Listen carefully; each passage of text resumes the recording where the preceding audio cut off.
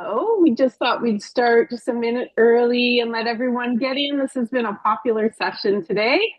And Kamara is here joining me. You'll notice I'm wearing my blue jacket, Kamara, because I know you like it. Yes, I love it. Yeah. Very Whenever on, I say to very you, on what should brand. I wear? You're always like, I like the blue jacket. So I wore it just for you. It's my fave. Anyone who's on LinkedIn with Camara will know that she has her own business, and those are also her brand colors. So I was saying when we got on the Yes. call, her greens, that we're both on brand today. So, And um, green water and green oh, coffee. although I have my first 30 mug back here, Oh, you there can you see. go. There you go. Well, welcome and thanks for joining us today. I am really super excited about this topic. I know I always say that. I probably just present on topics that I'm excited about, but this one is has been a life-changing one, I think, for both Kamara and I. Just alone, Kamara, and yours and my engagement with each other, it has been life-changing. And I do put a lot of that down to LinkedIn. I'm going Mhm. to share my screen here. As we go on through the webinar, I'm actually going to encourage people joining to share their LinkedIn link with in the comments with everyone. So no pressure if you don't want to, but we're going to talk a little bit about growing your network. And as so many of you are in HR or you're people who are thinking about HR consulting, I think it would be great for you to connect with each other if you want to. So no pressure. You are invited to share your link in the chat. So I will leave that up to you. I am just going to share my, thanks, Jeff. Jeff, I was looking at your profile today. I really enjoyed it, actually. I was like, I actually went to most of your LinkedIn profiles today. Anyone who registered before about 12:30, I took a look quickly at your LinkedIn profile just to prepare for this because I wanted to make sure I'm not going to call anybody out unless, like Jeff, I was like, oh, I really like what you've done with your profile. I'm not going to call anyone out, but I just wanted to make sure that we were on point with our topics that we're discussing. Okay, I'm going to share our presentation here. Now, I'll also say if you have questions along the way, please feel free to ask. You can put them in the chat. I don't know, Kamara, how proficient are you at following the chat? I'm not always great at Pretty it. pretty good. Pretty good. Pretty Okay, good. so Kamara, you shout out to me if you see, and you can also put your questions in the Q&A, so we'll look for that. We'll We'll try be as much as watching. possible to leave time at the end for a Q&A. But I wanted to start by saying, like, a few months ago when winter started, we kind of all felt like this, right? Like, ooh, beautiful for snowfall, winter wonderland. And now, like, a lot of us are pretty much here, I would say, except for this guy. Who's my new dog Jagger. I don't know if you followed me on LinkedIn, you probably saw that I got a new dog in December. He's still going strong. Oh, thank you for the hearts. He is very much still going strong with the snow, I must say. But some days I feel like I'm over it, even though I'm someone who loves winter. But I thought this was a great metaphor for, oh, and you know what? I see someone raising their hand. I'll just let you know we can't answer that way. We can't let people come on live. But if you have a question, put it in the Q&A for sure. But the hand raising, I think it will just be too much, to be honest, for us. I'd love to have everyone come in and chat, but it would be too difficult. So I was going to say that this is what it can feel like when you're on LinkedIn, right? You get there and you're like, oh, it's like it's exciting, it's new. And then over time, you're kind of like, I am over this. And I think Kamara, you and I have both felt like that at times too. It's a hard thing to be out there on social media, right? Oh, absolutely. Yeah. Absolutely. And you Yeah. feel And like you Kamara, run out of things to post. you feel like you have run out of things to post. You have, you get, I don't want to call it burnout, but you get something similar to that with LinkedIn. Hmm. So I want to give you ways today in this session to stay motivated, right? We're not saying go all in. If you're in a more than full-time job, I don't think that's the answer either. And I don't like it when people talk to me who are people who are LinkedIn experts and selling LinkedIn services, like I should be on LinkedIn the way they're on LinkedIn. So I would just keep that in mind. Take the advice that works for you, and then you can discard the rest. But what I really would like you to walk away feeling are two things.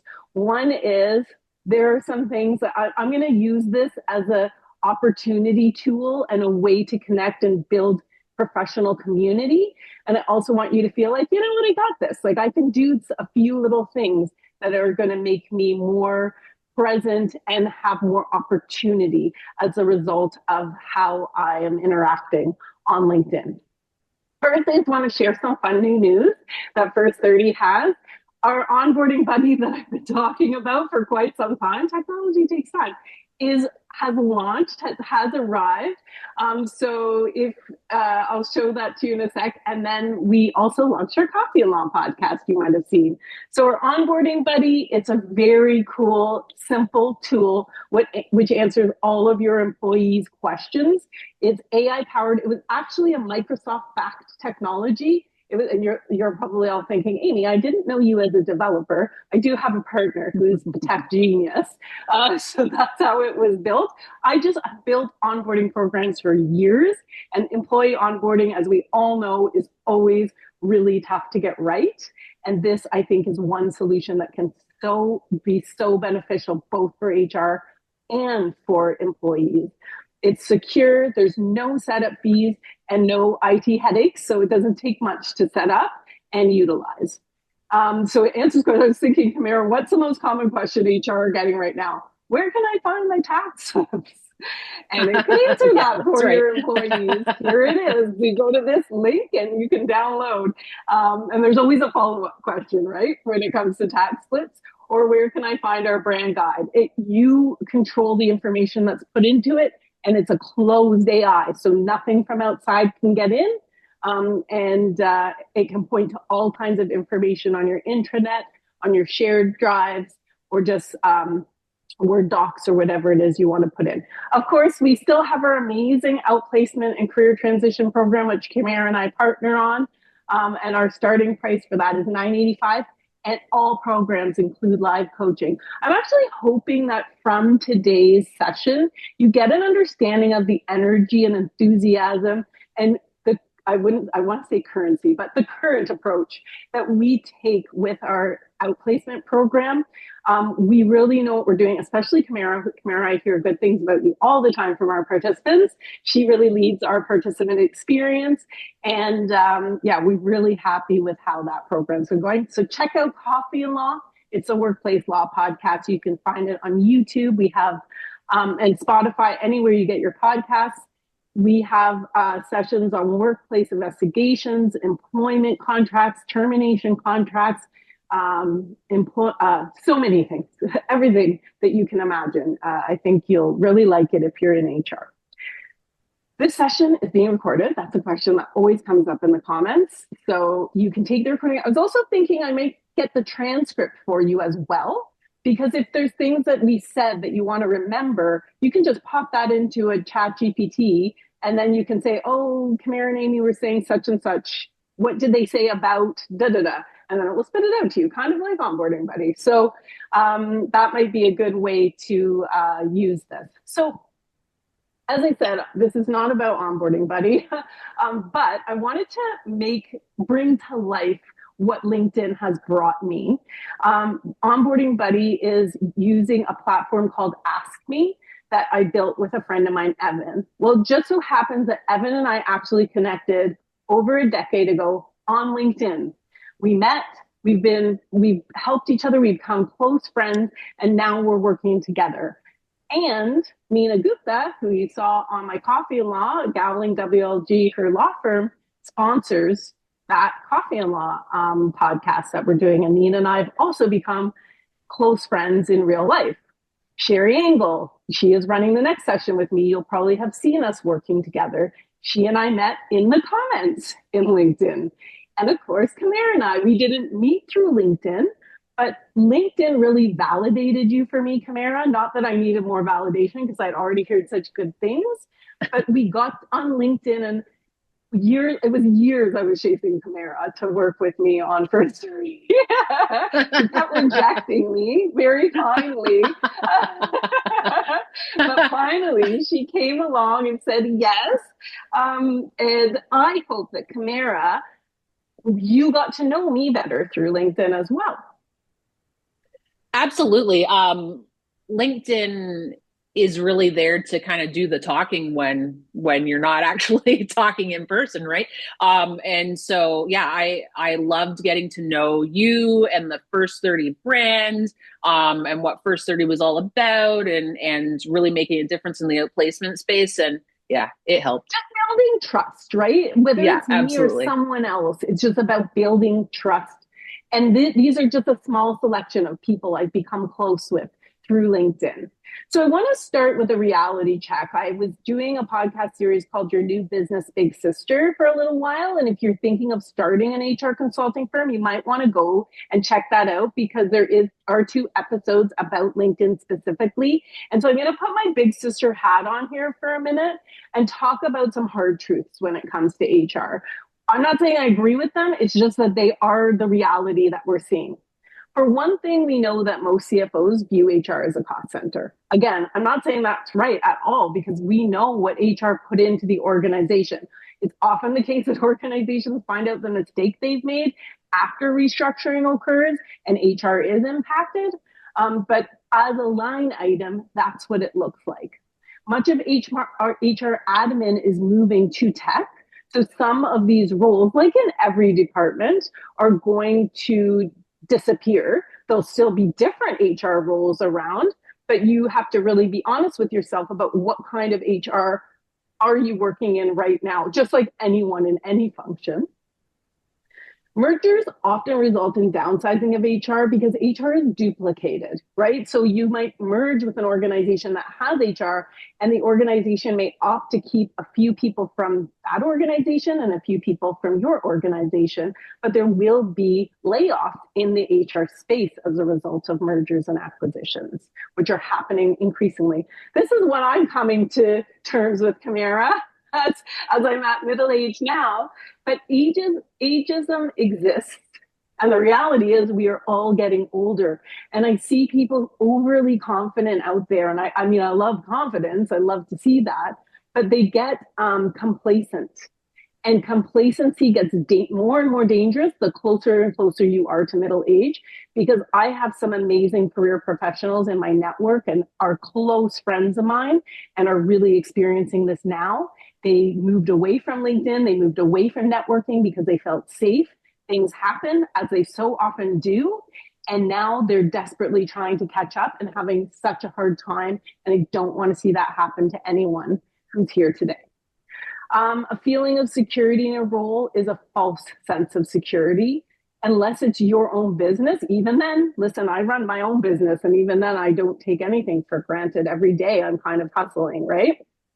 But it's a false sense of security if you're working with someone else. And a piece of advice I'm going to give you, and like I said, I visited all of your LinkedIn profiles. You'll see me on who has looked at your LinkedIn profile. Maybe you don't have that feature on yours, but if you do, you'll see that I was there today or the last week or so. And I'm going to tell you, there's one mistake I see HR making again and again. And so I'm not going to call anybody out, but I definitely saw it on profiles that I looked at from this group as well. There are fewer senior roles in HR, so the competition or being competitive is critical. And I promise I'm going to let Camara speak. It feels like I'm doing all the talking now, but we're about to move on to Camara. It's all good. Because she is a LinkedIn expert for sure. And Camara, when I met you, you were actually doing like LinkedIn work. As a matter of fact, you did a lot of that over the course of your career. That's right. Yeah. I used to write my clients' profiles. Yeah. Yeah. You definitely have the gift of the gab. I know everyone hasn't been able to find that out yet, but thank you. You do have an excellent grasp of the English language. That's for sure. Thank you. So use LinkedIn as a career protection, not just as job seeking. This is one of the biggest mistakes I see everyone making.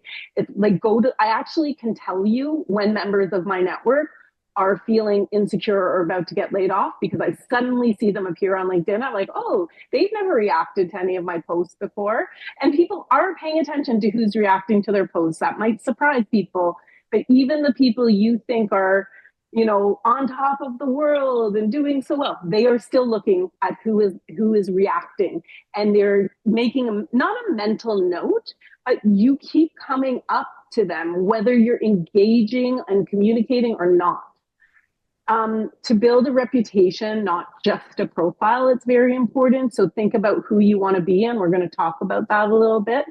To support business development, maybe you want to become an HR consultant. I think everyone should have a sense of what it means to be good at business development. It's really changed over the years. A lot of you have probably heard from me in a business development capacity, and I hope that I'm not like the old salespeople that were stereotyped previously. It has really changed, and it's worth learning about in case you have to sell yourself as a candidate or sell your services as a consultant.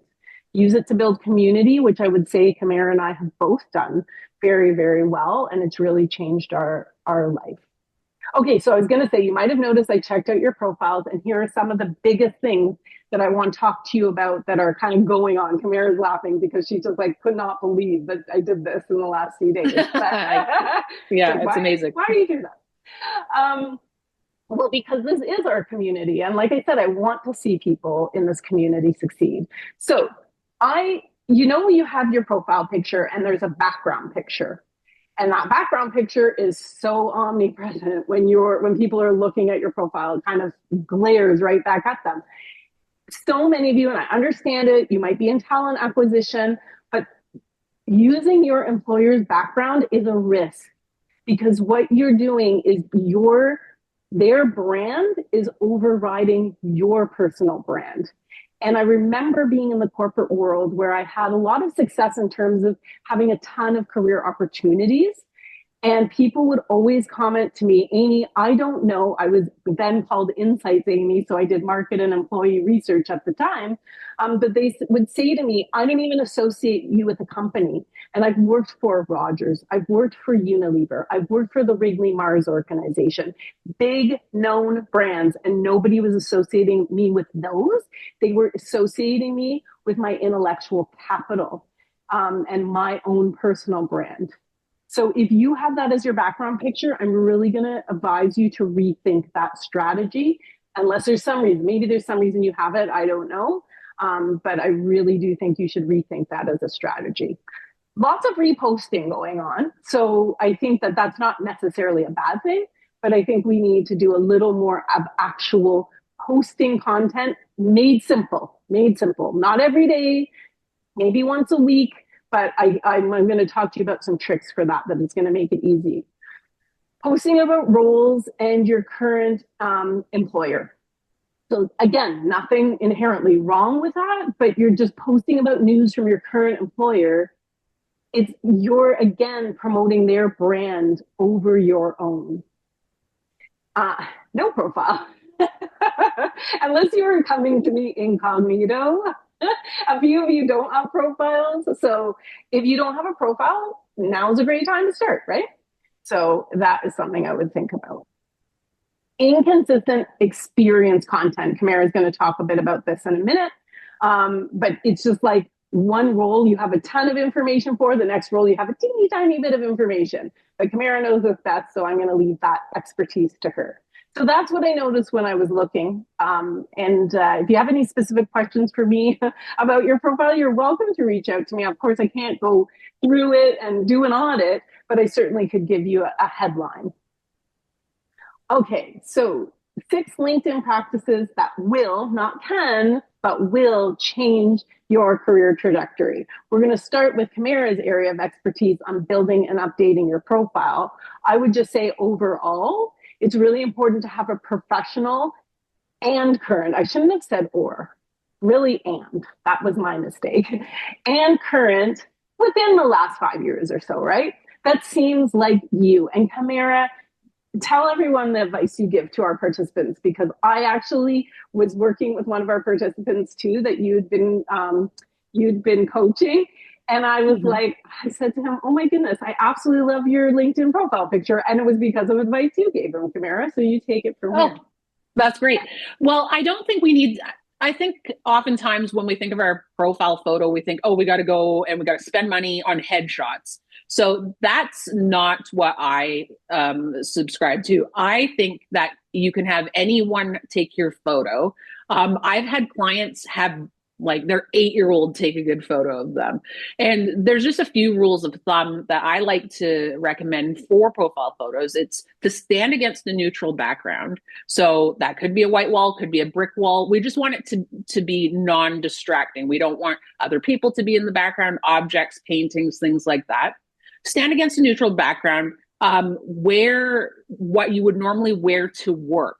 So the point, if you never wear a suit, don't use a photo with the suit. That's exactly it. Like if you never wear a suit, your feeling of being extremely buttoned up is going to come through in the energy of the photo. So don't do that. Wear what you would normally wear to work.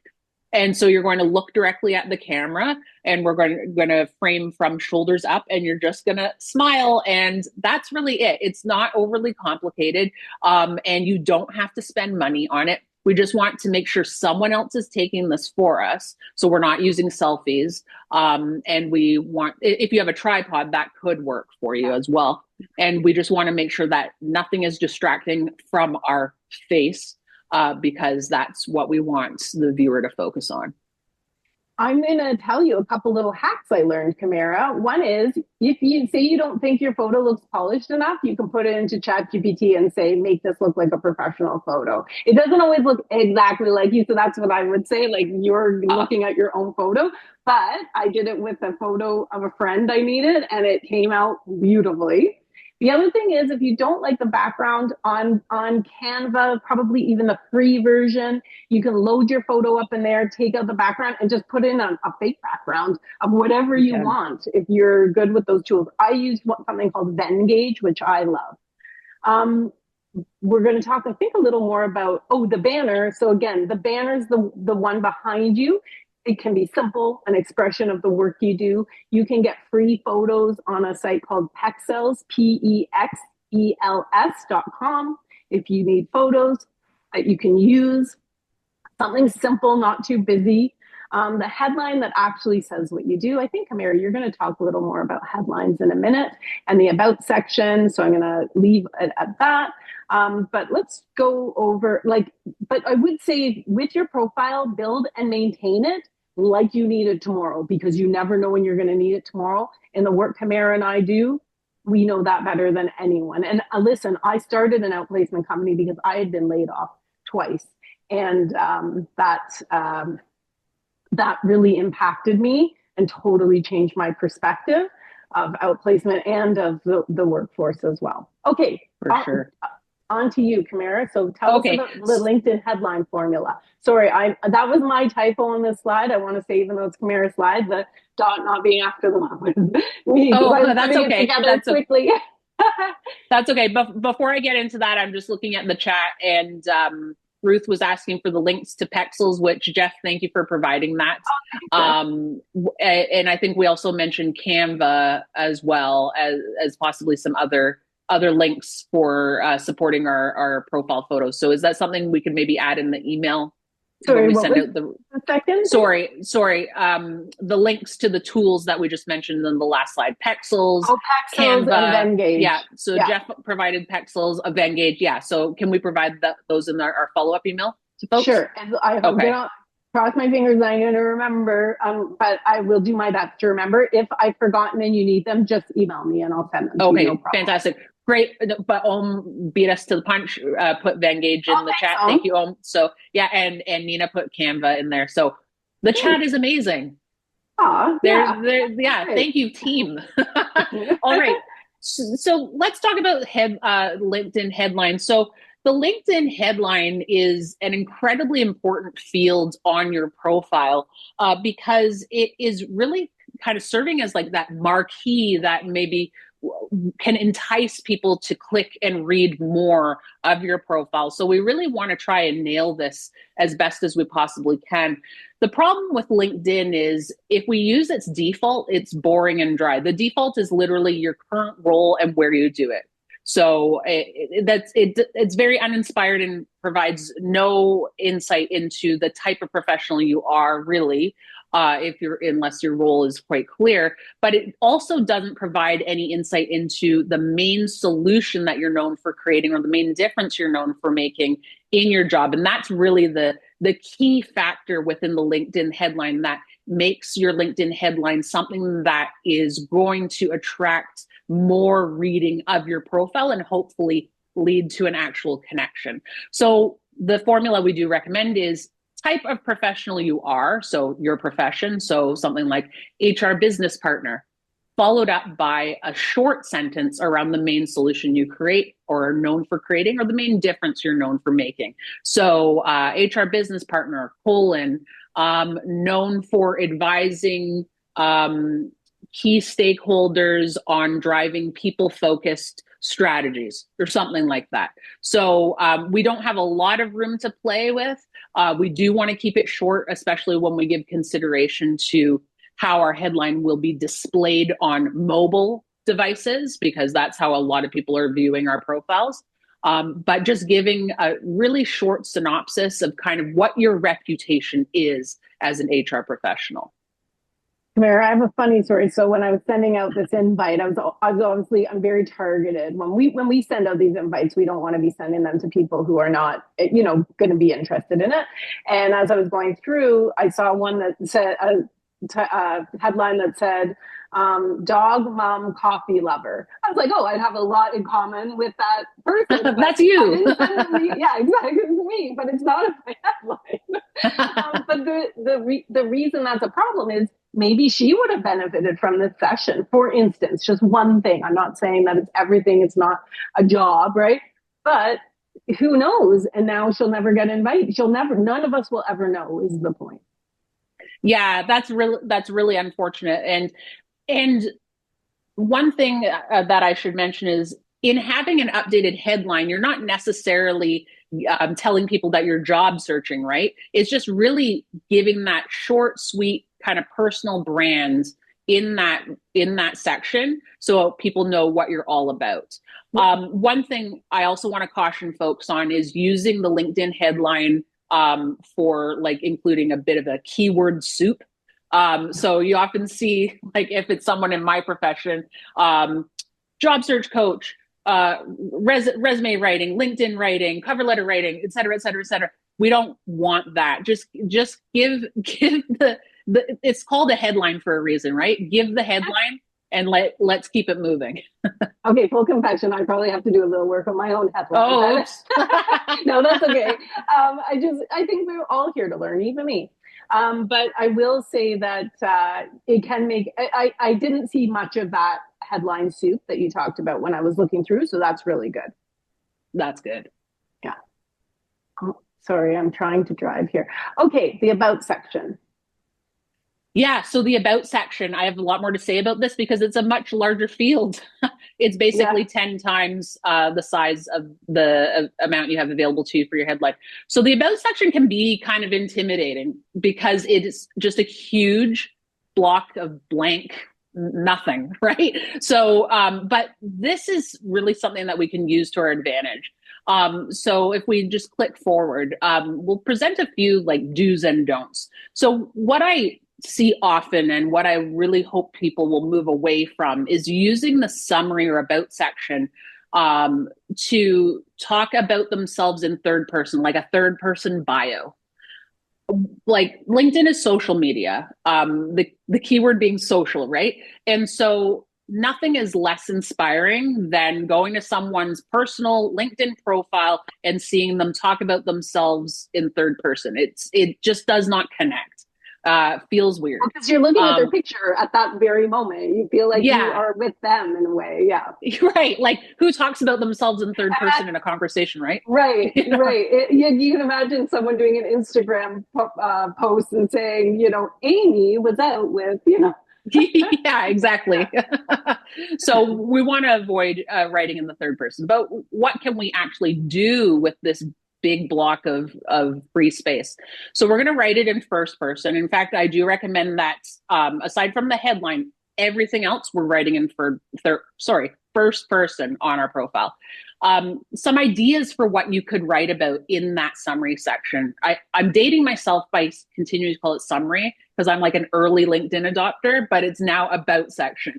So we can highlight maybe our key differentiators as an HR professional, maybe some philosophies or kind of strong opinions or strong positions that we take on the importance of HR to businesses. We can share a story about how you ended up in HR. So this does kind of lend itself to a bio in a sense, but we're telling a more personal story. You can talk about what keeps you in HR, like what do you like the most? What do you enjoy the most about being in HR? What do you find the most fulfilling? The about section is a great place to do this. And I always like to recommend when you close your about section that you end it with a call to action. So usually that would be encouraging people to connect with you.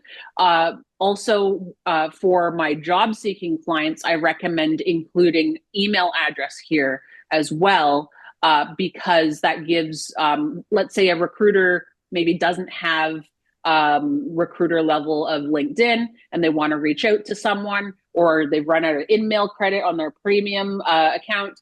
This gives them the opportunity to find your contact information in another way and reach out to you that way. Outside LinkedIn.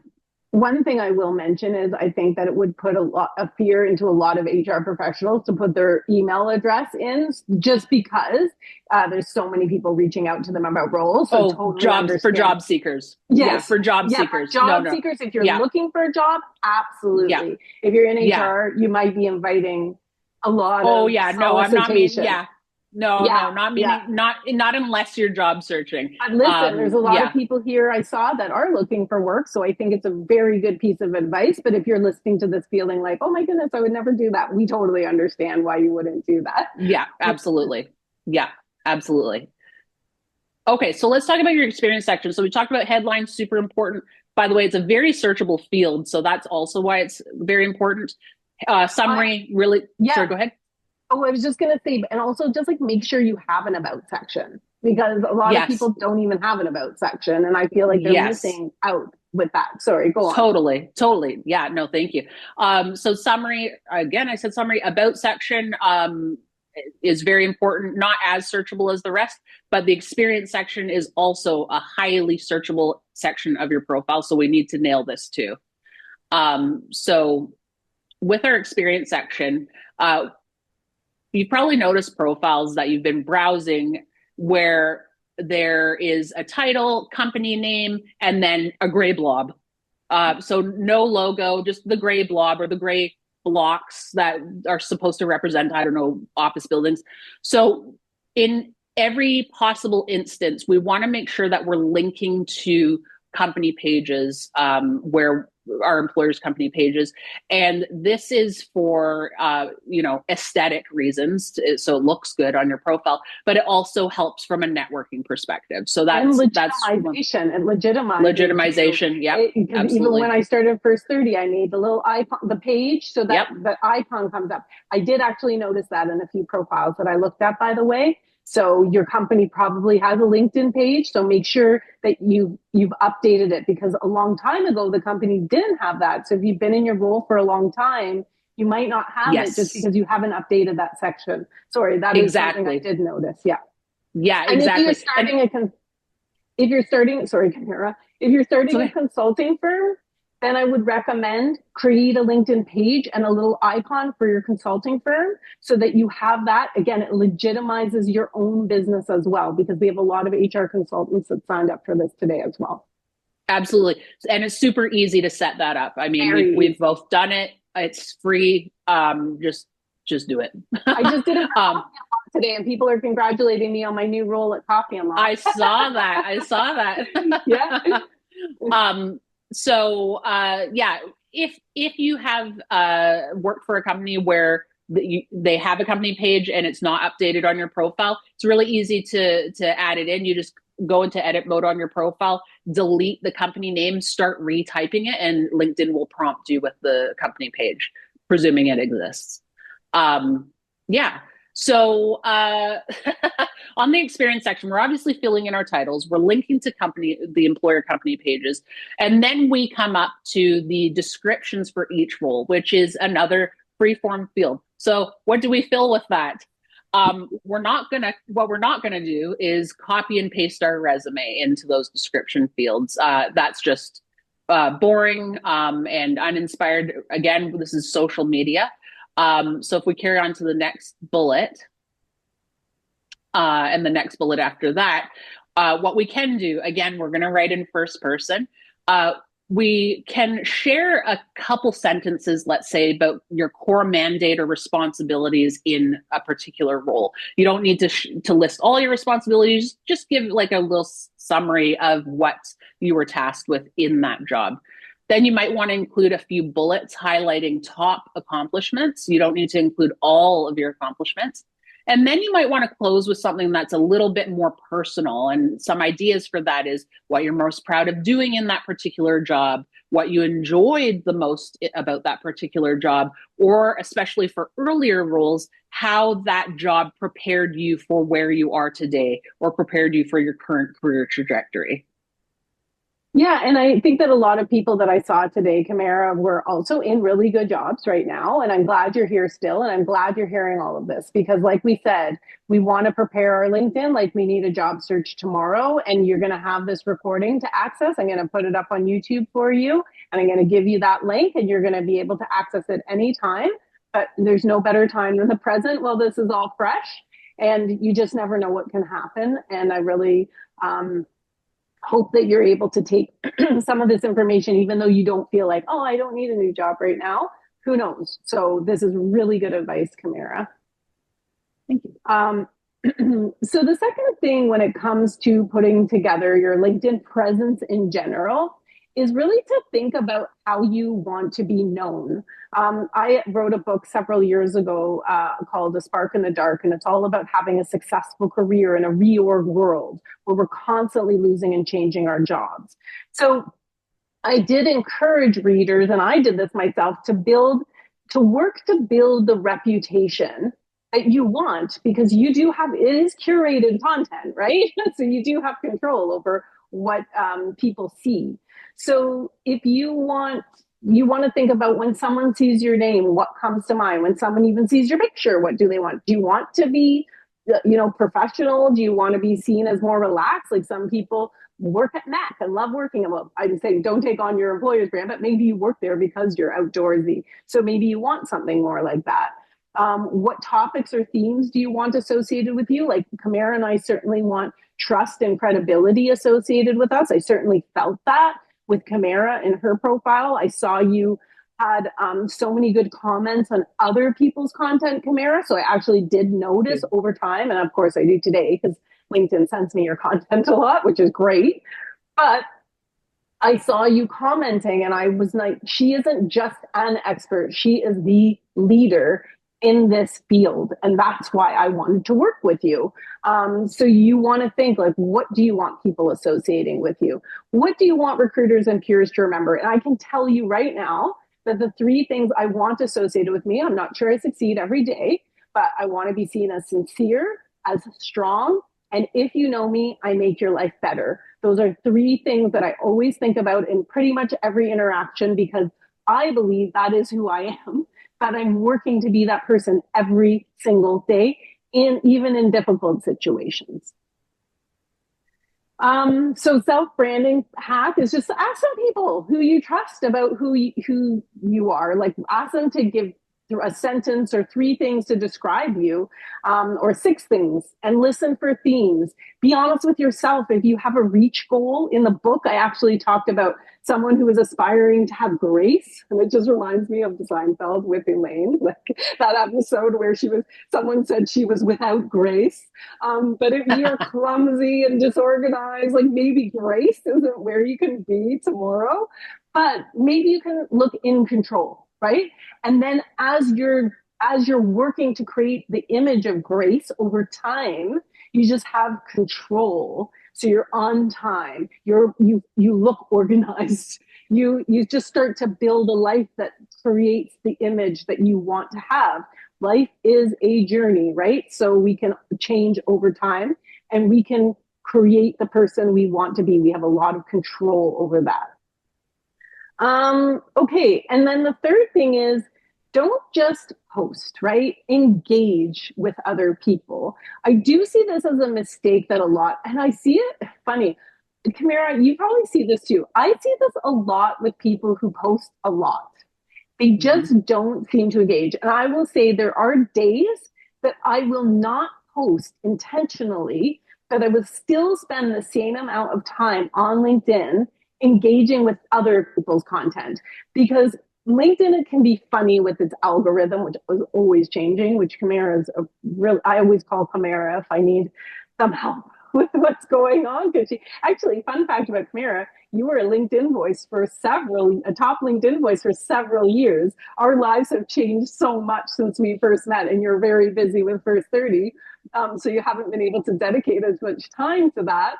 But you were a LinkedIn voice for several years and you worked for that, and you always engaged with other people's content. And to this day, you still do a lot of engaging with other people's content. I do think really nicely, LinkedIn rewards generosity. Do you notice that, Kamara? Yeah, I like what you have here where commenting is greater than posting constantly. Yeah, it does reward generosity. I don't know if it's I don't know if it's as empathetic or as compassionate as that. I like how you phrase it. But I'm a little bit more cynical. People will remember it. I'm just more cynical. The algorithm rewards conversation.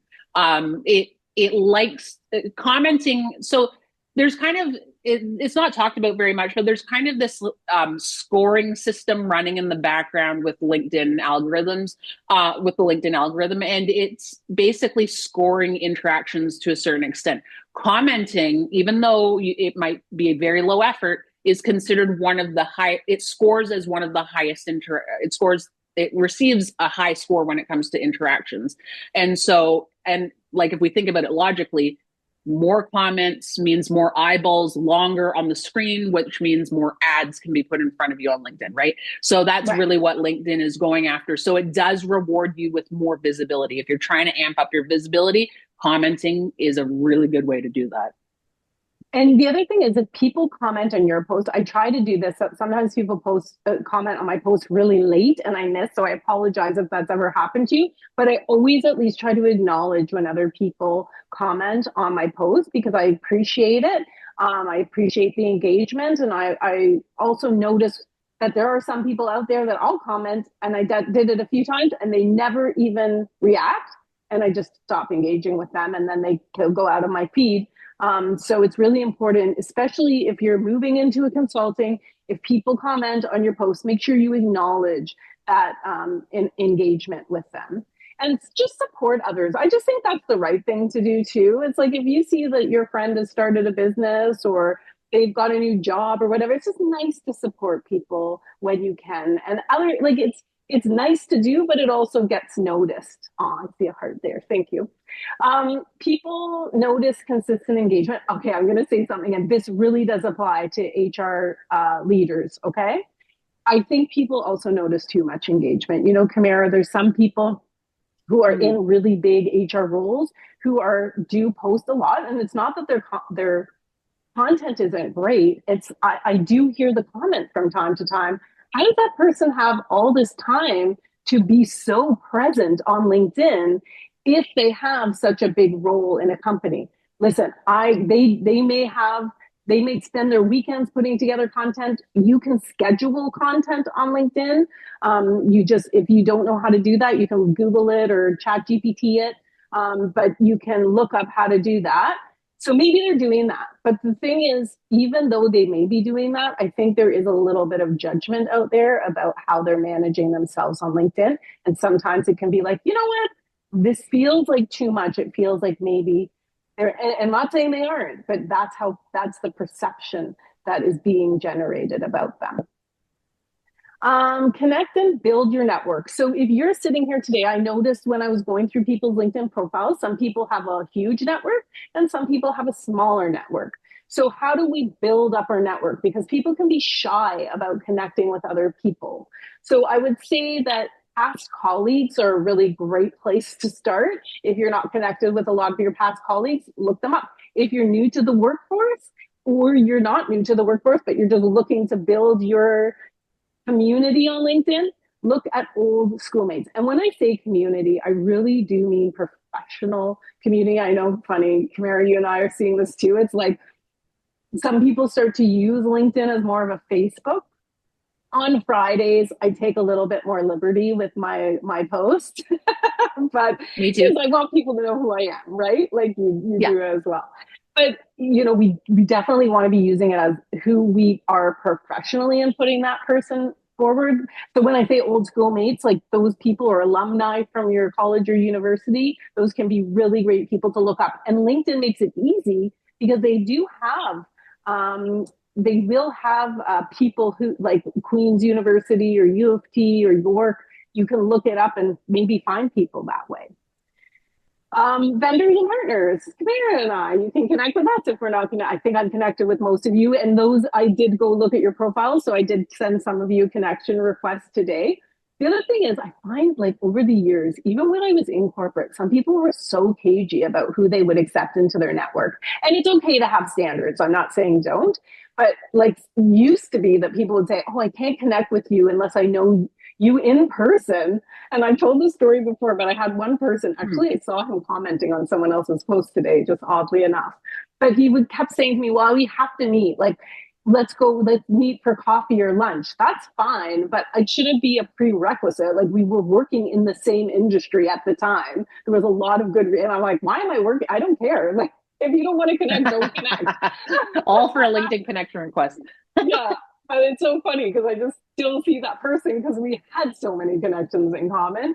So every so often they pop up into my feed. Um, Connect with people you meet at events. I connected with a speaker that I met at an event. So speakers you admire, even if you weren't at an event, if you see a video of them, you can connect with them that way. And then today, like anyone who joined late, when we started this session, people were putting in their LinkedIn profiles so that you can all connect with each other if you want. So if you join late, feel free to pop your LinkedIn profile in the comments, or go back up to the earlier comments and find other people's LinkedIn profiles. So HR peers in other companies. The other thing is, if you're trying to create your profile and you're not sure what you want to do with it, go and look at your HR peers, or go and look at peers if you're not in HR. I know we had a few people that weren't in HR today, and you're very happy you're here. But you can look at people who are your peers and see if you like what they have put together. I'm not saying copy them, but maybe there's things that you can learn from that. I did that over the years. And it taught me a lot about the image that I wanted to create on LinkedIn. Okay, this is a question we get asked a lot. Do I need to send a message as part of my LinkedIn invite? Kamara, what do you say? Well, listen, Okay. maybe you in the chat. Does anyone think that you need to send a? Do you always need to send a LinkedIn message in an invite? Yes or no? What does the chat think? I would be curious to hear. So I don't hold Heather. Yeah, we should have. We talked about this before. I don't really have a strong opinion on this. I do tell my job seeking clients that they can use connection requests as part of follow up for job applications or networking in job applications or job searching. In that case, absolutely, I think they need to provide context to the recipient of why they're reaching out. But I will admit, I often don't read those messages and I'll just connect anyway. And then, but I might read it later because it does auto populate the messages into your email, right? So I don't know. I'm pretty flexible with this. How about you, Amy? Okay, I'm just looking at the comments here, and I can see, like Jeff said, unless you know them in person, yes. Some people, I have a not always, but there's a lot of yes, and I think I know why. And I do, Jeff, we do mean connection request Yeah, just a connection request. Right. And Jeff, I'm going to say too, because it does prompt you when you're on desktop, it does prompt you, or in certain format, sorry, certain devices. What am I saying? Certain devices. But if you're doing it from a mobile device, sometimes it doesn't even prompt you to send a Right. personal message. And by the way, LinkedIn has started limiting the amount of messages you can send with invites when you don't have a premium plan, I think. But I'm going to be full confession here, okay? So some of you guys got an invite from me today and I did not put, but I thought, okay, you know why I'm connecting with you because you're here, you're coming to the session today. So you would kind of put two and two together.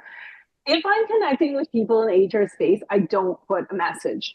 Okay. I see the rationale and I see why HR people want people to put a message because they are going to get hit up by people like me, suppliers, but also they're going to get hit up by job seekers. Okay. So I totally understand why, if you're in HR, you would say yes 100% of the time. If I run a workplace law podcast, right? I also run an HR business that's, so I think, okay, HR will know, and I speak at a lot of HR events. So I think, okay, people will understand why I'm connecting with them. So apologies to any of you I didn't give a message to, but I don't often do it actually, unless it's totally out of context. Unless a person is, say, working in IT, and then they're like, why would someone in an HR consulting firm be contacting me? Well, then I'm going to say, hi, I saw you speak at this event. So well, this is why I'm connecting, right? So there's a lot of different opinions, like so many things on LinkedIn. Yes. Okay, this may not seem objective coming from me, but if you're building a community, especially if you're going to start a consulting firm or something, I do think if you have a supplier who is legit in the industry, I would say like acknowledge them if they message you, right? Even if you don't want to work with them, if they're hard selling you, leave it, right? But actually, a few of you, I've sent you notes about First 30, hopefully not pressure notes. They should never be pressure notes. They should just be like, here's our information. If you ever want to work with us, I'm just putting it into your hands. We actually get a lot of business that way, I will say. But you might not be able to do business with people like me. But if you think we're legit, we could be a good resource for you as part of your networking, especially if you're looking for work. I will say, First 30, we are genuinely here to help our HR community. So if you are out of work, we have free resources for you. So please, please contact me because I will send you those resources with no cost. Okay. But I will also say that, just give suppliers advice, even if you feel again like they're coming to you in good faith and they're legit, don't be afraid to just respond. I know you get hit up with a lot of this, but these are people that can be great as part of your community. So you don't want to miss out on opportunity by not responding. Because I often will respond to suppliers that reach out to me and say, thanks, but we're not in the market for this. If they sent me a nice note, I will actually respond. Because just say you have a supplier, even if you're not in HR, later on, you might want to contact them to let them know you're looking for work. And there will be this whole string of you're not responding, right? So it just helps build the relationship. That's all. Make the updates. Thinking about it won't help you. Research will do, like, it's good to do research, but it's not going to do anything in terms of the overall benefits that we're talking about today. So the benefits will really take shape when you take action. You can update gradually. You don't have to wait until your job search, okay? Because you're going to be under pressure. It's the last thing you need to do is update your LinkedIn profile. Or if you decided to start a business, then it's not a great time to start. Ask trusted people to review your profile, even if it's up. It's okay. Don't worry about putting it up because people aren't going to be looking at your profile every day. Trust me, I'm out there all the time, and people aren't looking at my profile all the time. Small updates matter. They're going to make a difference. And this is my 2026 goal, Camara. Done is better than perfect. Like, yes, I we like it. love perfection at first 30. Kamira's like, thank goodness, Amy, finally. But sometimes done is better than perfect. So get on there, get started. People aren't reviewing our profiles thoroughly on a regular basis, so you don't have to worry that everyone's going to see everything. So set a false deadline for yourself. Tell family and friends. Tell us today. Hey, I'm going to update my LinkedIn profile, and that way it will keep you accountable. And I would say post thoughtfully, not constantly. We talked about the impact it can have to post constantly. Listen, even as an entrepreneur, it can hurt me to post too much. For one thing, LinkedIn does not reward you posting more than once a day, for sure. Second of all, like when we have a busy company like First 30, we aren't going to have time to be on LinkedIn all the time. I certainly spend a significant amount of time there, but we have jobs to do as well. People love selfies on LinkedIn. I don't know. This is the one time selfies are appropriate. Is that in your posts, not your profile picture, but in your posts? At events, people are like, Amy, stop taking selfies. Okay, observations about your work. You can post articles, but if you share an article, post your perspective, even if it's a line. Hey, I love this in the article. One comment I would add is this. Polls, actually LinkedIn used to love polls and doesn't like polls as much anymore, but you can do a poll. If you do a poll, don't make it too niche, make it very open. Like, what do you prefer? Hybrid, working from the office 5 days a week, or work from home 100%. Those polls do well because they include everyone. You can support others, as we talked about, wins or miles. People love, this is what I love about LinkedIn. People do love to hear about your successes. And keep in mind that LinkedIn rewards variety. It rewards some posts with a picture. It rewards posts that are just text. But I will say, and you don't need to post daily to be very present. You can schedule it in your calendar for once a week if you want. Using ChatGPT and other AI tools can be a bit dangerous, because Kamira and I even always notice, like, who's using AI and just putting it up there. It doesn't sound like you. And then some posting hacks. The best time to post in our industry is 8 a.m. Tuesday to Thursday, from my experience. Fun posts on Friday work too. Pet posts work on Fridays, which I often do. Not more than once per day. Selfies, as I said, do perform well. And I said this, I'm sorry, I'm repeating myself, but LinkedIn rewards variety, which I'm not even doing in my slides right now. And then add links in your comments, not in the post, because LinkedIn doesn't like you taking people off the platform. That can vary if you're sharing an article.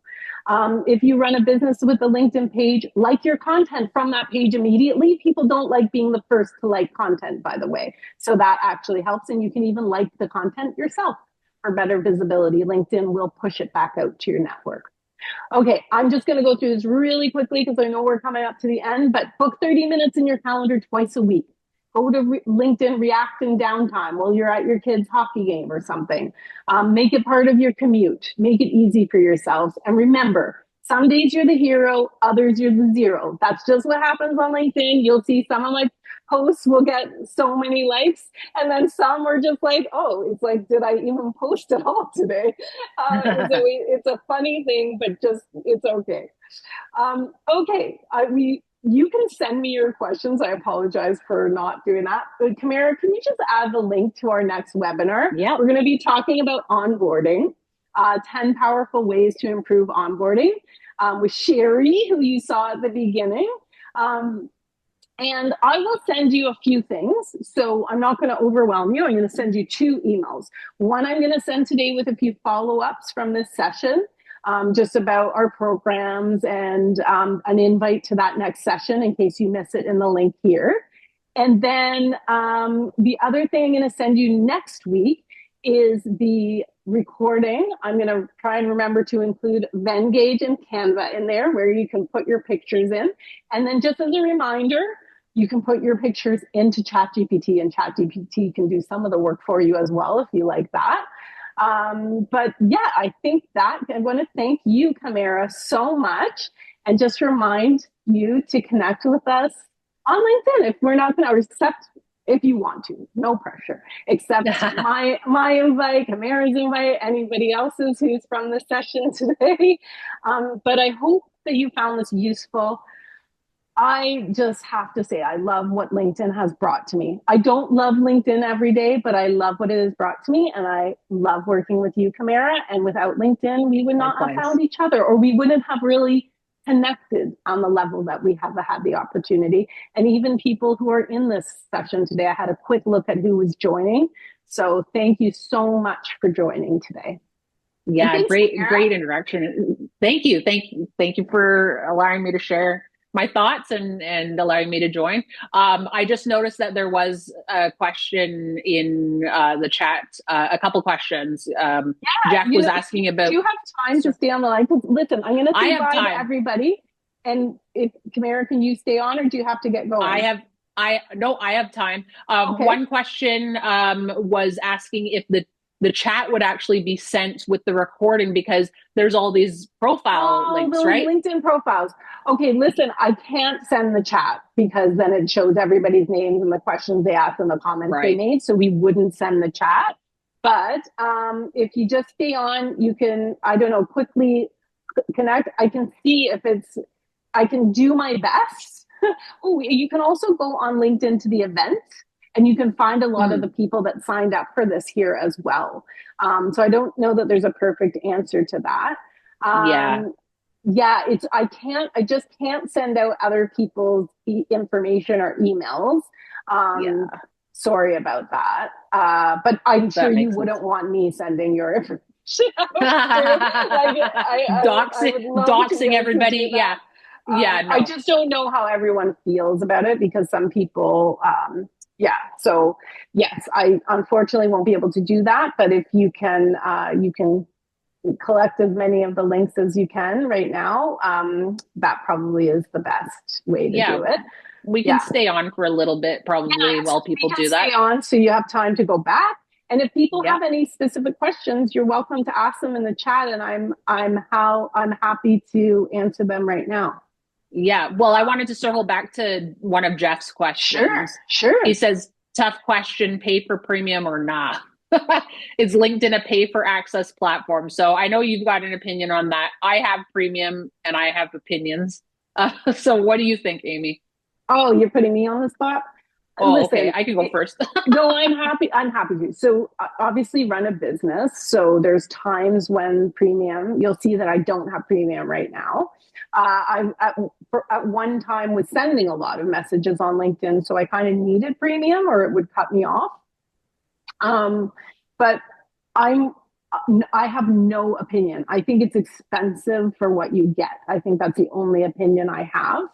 And I actually, if you're an HR consultant, you might want to listen up to this.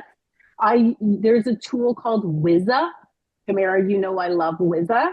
It's like LinkedIn Navigator, Sales Navigator on steroids. You can prospect on there. You can do so much on Wizza.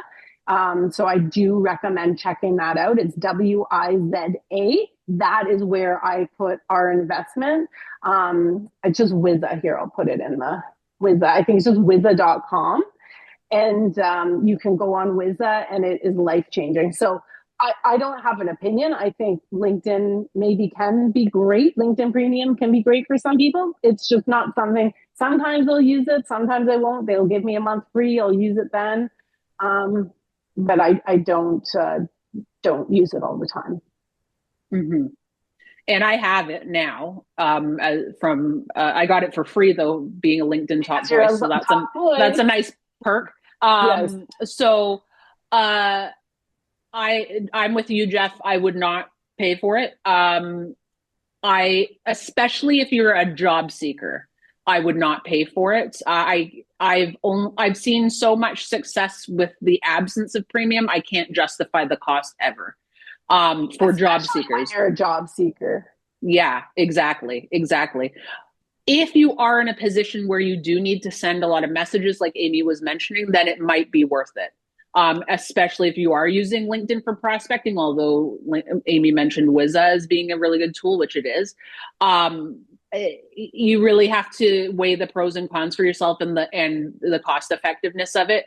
Again, if you're sending a ton of messages, but there are ways around using LinkedIn in mail if you need to reach out to someone, So it's hard to justify. Yeah, I find it's hard to justify the expense too. So no, I don't use it. But so if anyone else has any questions, there's a couple a couple questions in the Q&A. Oh, there is. Oh, I'm so sorry. Let me take a quick look there, and at least we'll have them in the recording, and I'll let people know that they're in the recording. I'm so terrible when I'm presenting. I just kind of lose track. Are we getting a copy of the slides? Hard to manage all the things. I always get that question. How about AI photo that looks natural? I would say with this question, it can be tough. Like I have got AI to generate images of me in the past, and maybe no one else would be able to tell, but I'm like, oh, that doesn't quite look like me. So if it looks like you, sure. And listen, the important thing is, if it looks good, use it. If it doesn't, don't. Yeah. I've seen some good ones in AI. Out of AI. I do worry about that uncanny aspect of things. It might give people the ick if the AI doesn't generate a good version. You have to assess for yourself, really. And the thing that keeps me away from using AI photos is I don't want my photos out there, but I don't really want to give it another avenue for my face to be out there. You know what I mean? So I don't want to add my face to AI. Oh, that's totally fair. I've already made that mistake, so it's too late for me. But I know some things works really well. I think that I would love to just put my picture in there because then I could just make myself look perfect. But me looking perfect, quote unquote, might not be what looks right. Like it wouldn't look right. We all have flaws, and that's just life. But I do think that it can be weird. That's all. Just changes really subtle things. Yeah. Okay. Exactly. Well, thanks for sticking with us. I really enjoyed this. I love sharing this information and getting it out there as much as possible. Bye, Ed. Thanks so much. You stuck right to the end. Thanks, you. Jeff. Yeah, and thanks, Tamara. And you're welcome, Margarita. Good to see you Thank you, Margarita. Bye, Jeff. Jeff gave some really good comments in there too. Oh yeah, a lot of good comments. Great to see you, Erin. Bye. See you later. Thanks, everyone. Thanks.